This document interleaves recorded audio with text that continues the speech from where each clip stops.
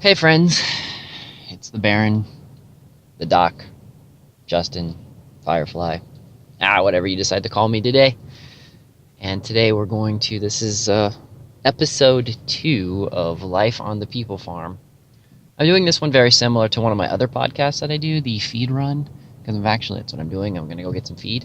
But today, instead of doing the feed run, I thought I'd do a second episode and the first video episode of Life on the People Farm. So you guys get to see what I look like between steering wheel, because my little camera thing that holds my camera broke.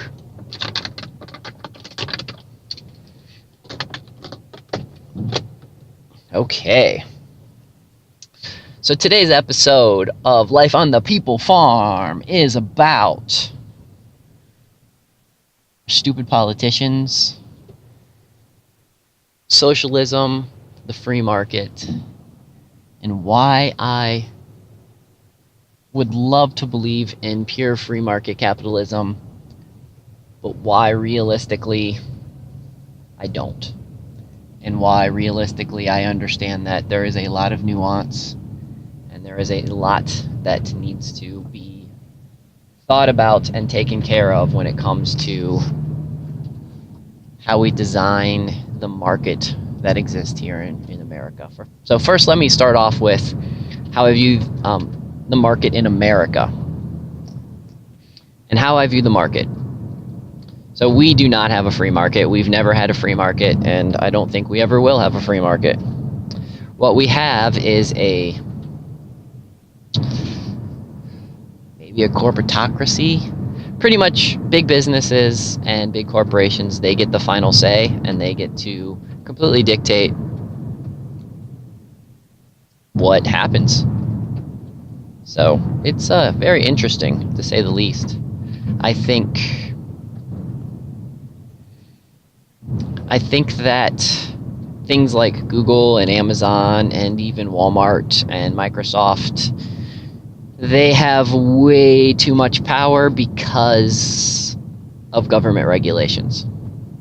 And while in a perfect world back when the Founding Fathers and probably even up till probably the 1860s, regulation was not needed. There was enough stopgaps, there was enough things in place so that if someone screwed up the environment, if someone made things bad for you, you could sue them. You had other actions that you could take, where today regulations grandfather in or protect particular large corporations, and so they can get away with completely polluting your water source, even though you can get fined for dumping something into the creek. So rather intriguing, I must say. So I have some friends, and you will hear them in future podcasts. Some of them I joke around and call them socialists. Some of them are free law or human law, or I don't know. It's lots of ideas that on paper sound spectacular, just like pure libertarianism, just like a lot of other stuff sounds really awesome on paper, but in reality it doesn't work. And the reason it doesn't work is because there's lots of people with lots of different mindsets and lots of different ideas. And with all of those minds and all those ideas, there's going to be conflict, and we have to find ways to work together as a whole. So that's where it falls into my monarchical beliefs. Or localism. I usually like the term localism because I think it's a funner term. It's easier to use. So let's start with Pina Colada, AOC, Alexandria. We'll just stop there. So Pina Colada from this point on. So Pina Colada is totally thinking that billionaires are bad. What? I'm confused. She thinks that Amazon and Walmart need to pay their employers more, but you kind of need somebody at the top or someone that owns these businesses to make a lot of money or want to make a lot of money to keep moving forward. Now, the term billionaire or millionaire or zillionaire, I get how those are big numbers, and I get how that's scary. And I get how some of you can say, well, yeah, we really don't need billionaires. $1 billion is way too much money. And I have no idea what $1 billion looks like. I can't imagine it. Don't have the slightest idea. But that being said, I don't have any issue with someone making a lot of money because they made a lot of money. I mean, a billionaire today is, a multimillionaire of yesteryear. There's fundamentally more problems with just attacking a billionaire, because what if prices just keep going up to the point where a pair of shoes is $200, $300, and then a decent car is $100,000, and then a nice house is $1 million. And when you think of it in that scale, like, that's $1 billion isn't a lot of money then. So what our main problem is inflation, and how the Federal Reserve completely messed with our money. I would much rather make less money but have stuff be only worth like I wouldn't mind making less money if gum was still 5 cents, if milk was still 25 cents, if I go get a hamburger for $1, a quality hamburger for $1. I get a cup of coffee for 10 cents. Awesome. It's relative, and so if I only made $3 an hour, but all that stuff is still that cheap, spectacular. I don't need to see big zeros behind things. I like the idea of just things being...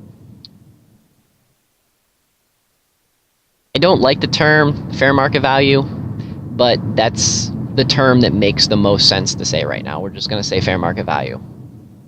They need to be what the market will support based on what people earn. So you keep hearing all these people like, but they work 10 hours and they can't afford to eat. My question is, how do you work 10 hours and not afford to eat? Like, what are you doing? Because I've hit some really hard times and found ways to afford to eat. I know some people that have a family that both people got laid off or weren't working, and they found ways to eat.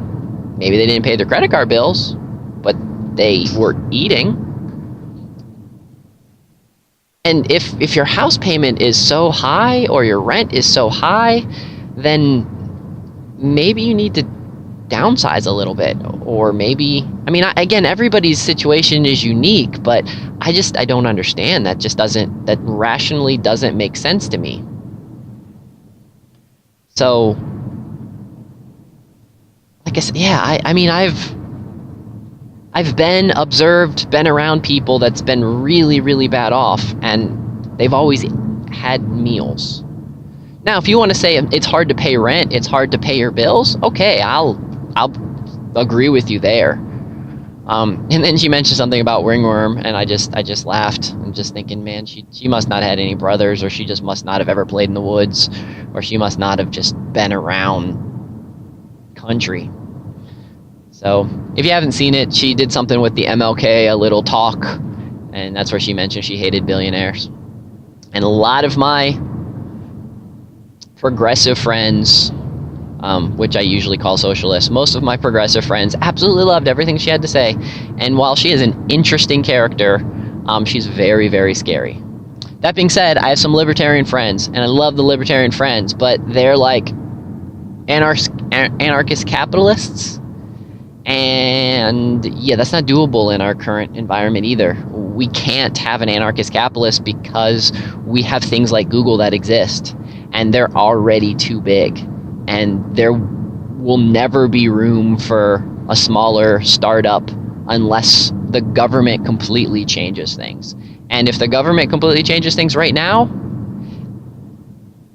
and we went to an anarchist capitalist, it would be really bad for lots of people. And I'm just being honest. Like, I would rather have an anarchist capitalist than a socialist if that's my choice. But I think we need to, realistically, we need something in the middle, because there's people that still believe in the nanny state, and there's people that it'll be generations before we can convince them that the government isn't there to take care of you, that a government job isn't supposed to be from cradle to grave, and that you should have some responsibility in your own retirement and planning for your own. Somebody else shouldn't be responsible for doing that. So it's going to take some time. So I just want a strong local government. And when I mean strong on their principles, very principled. Things that the community think is important, things that can't be corruptible or have a tougher time being corruptible. And that's my stance. That's actually the kind of community I'm going to create. We are going to, in the coming years, as I expand my nonprofit, as I expand the education, as I surround myself by more like-minded people. You know, I used to love this term, but it's kind of negative right now. But as I said, as I build my tribe, as we build our community of people that have a vision.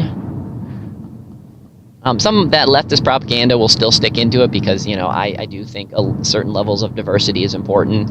I'm not necessarily a race realist. I don't necessarily think that one race is superior to another. I don't think IQ is as... I do think IQ is important, but I don't think that with so much mixed breeding and so much mixing of cultures and so much mixing of genes has happened now, that I don't think that looking at someone's skin tone and being able to judge their IQ is as accurate anymore. So I view my race as what I call America's second people. I'm a native. My family is a native. This is my homeland. This has always been my homeland. And so, and I have black friends that this was their homeland. This was always their homeland. They're native to this planet. They're native to this country. And so I view them as American second people as well. So I'm getting close to the feed place, so I don't want to start another subject, but I'm probably going to do a part 2 to this after I get feed, so I can address some of the other things that I'd like to bring up.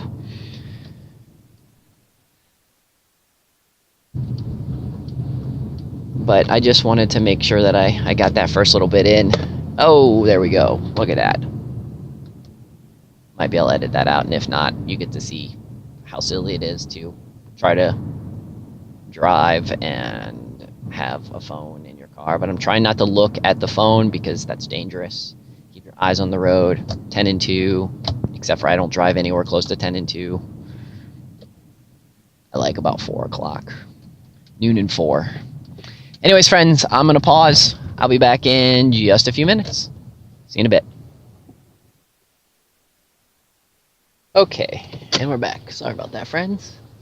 Just had to get some feed, talk to the feed guy, make sure my windshield wipers are going like crazy, because for some silly reason that's what I do.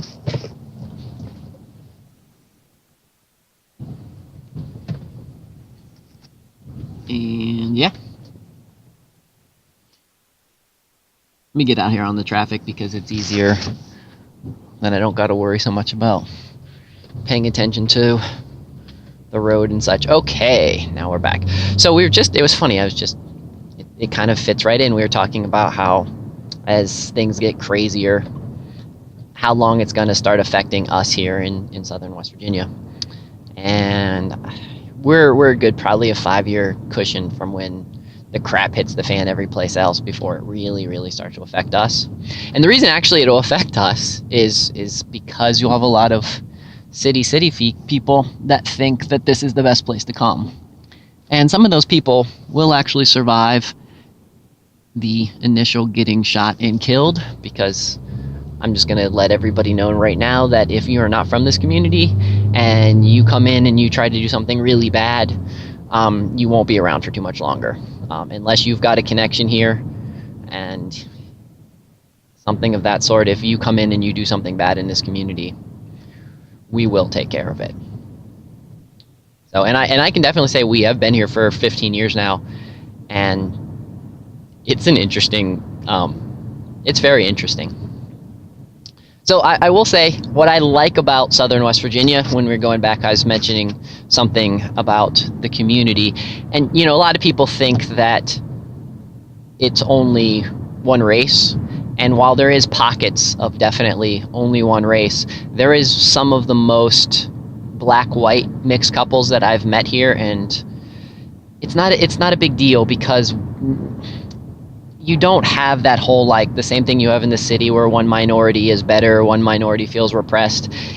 It's people are just poor, and they went to the same schools, and their parents did the same jobs, and they are all living in the same level of poverty, and it's a class. It's why I don't necessarily believe that any white privilege or anything of that. I totally believe in a classist system. I believe that there's the elites, and then there is us, you know, the plebs, if you want to call it.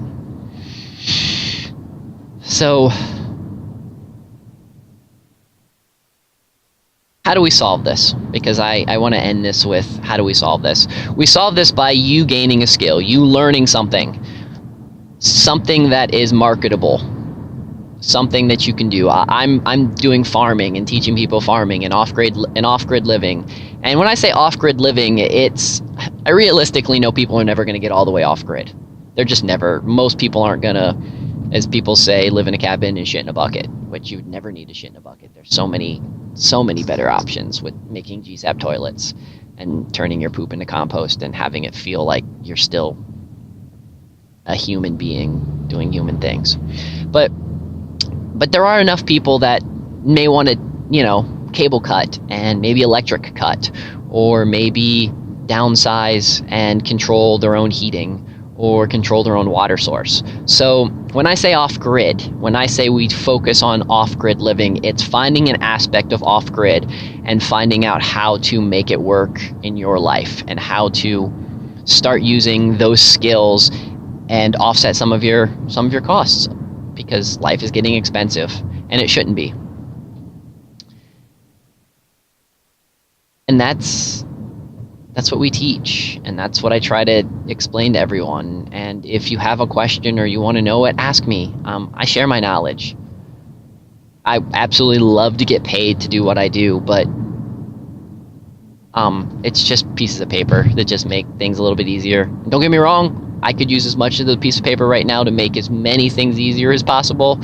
I am by no means independently wealthy. Yes. But that being said, I would rather help you first. If you don't have two pennies to rub together, if you can't give because you're still trying to struggle yourself, then I want to help you still. I want to make it easier, because my idea is if I can help you save money, if I can offset some of your costs, then you become more confident in what you do, and then you can help other people, or you can start accruing wealth, or you can do a variety of things that will make your life better. And if your life's better, then other people's lives are going to be better. So that's why, like, if you guys want to hit our donation button and you want to help out with this, cool. If you can't, no big deal. Make sure you follow us on all the social media. This one is, I think this is probably going to be on YouTube on Center Zero, but we're going to be on Minds with Center Zero. Anything that's Center Zero, CENTRE 0. And yeah, Center Zero. It's the Baron, Justin, Doc, teaching you guys how to live off the grid, the people farm. This just happens to be an episode very similar to the feed run, which I'm probably going to cross-pollinate it with both of those. This will probably be episode 4 or 5 of the feed run, and episode 2 of the Life on the People Zoo, or Life on the People Farm. Anyways, friends, I'm at my destination. If I feel up to it, I might do another video on the way home. Either way, friends, it's wonderful talking with you. Till next time. Try to be safe, be silly, enjoy life. Adios.